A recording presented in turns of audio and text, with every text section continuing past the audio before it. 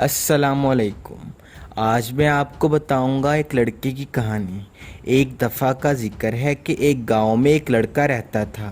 وہ پڑھائی میں بڑا ہوشیار تھا۔ اس کے والد فوت ہو چکے تھے۔ وہ پڑھائی کے ساتھ ساتھ اپنا گھر بھی چلاتا تھا۔ وہ روز اپنے کھیت میں جاتا تھا اور دن بھر وہاں کام کرتا تھا اور شام واپس آ کر تھوڑی بہت پڑھائی کر لیتا تھا۔ جب وہ لڑکا 12ویں کلاس میں گیا تو سب گاؤں والوں کو لگتا تھا کہ ہمارے گاؤں میں یہ لڑکا فرسٹ آئے گا، کیونکہ وہ جانتے تھے کہ وہ لڑکا بہت محنتی تھا۔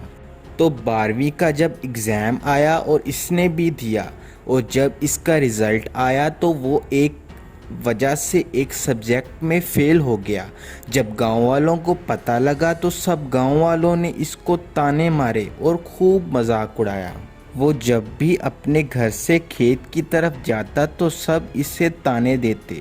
اب وہ لڑکا پریشان ہو کر لوگوں کے تانے برداشت کر کے اپنے استاد کی طرف گیا اور اس کو ساری کہانی بتائی۔ اس کے استاد نے اس کو مشورہ دیا کہ جب بھی تم اپنے راستے سے جانے لگو کھیت کی طرف تو ایک لوٹے میں دودھ بھر لیا کرو، اور جب بھی وہاں جانے لگو تو اس لوٹے کو اپنے ساتھ لے کر جایا کرو۔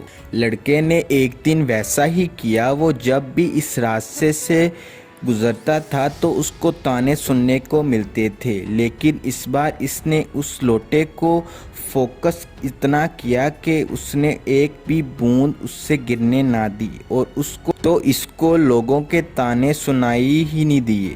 وہ اتنے دھیان سے لوٹے کو لے کر جا رہا تھا کہ ایک بھی قطرہ اس سے نہیں گرا اور وہ اس پر فوکس رہا۔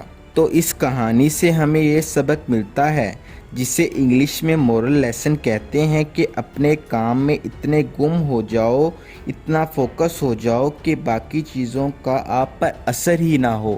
لوگوں کے تانے اور ان کا مذاق آپ کو پتہ ہے، لوگوں کی آوازیں، لوگوں کے تانے آپ کو سنائی ہی نہیں دیں۔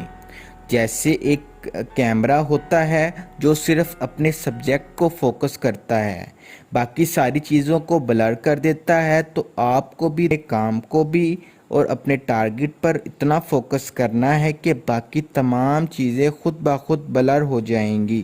اگر آپ کو بھی میری ویڈیو اچھی لگے تو آپ کو چاہیے کہ دوسروں کو شیئر کریں تاکہ وہ بھی اس طرح کی سبق آموز ویڈیو سے فائدہ اٹھا سکیں۔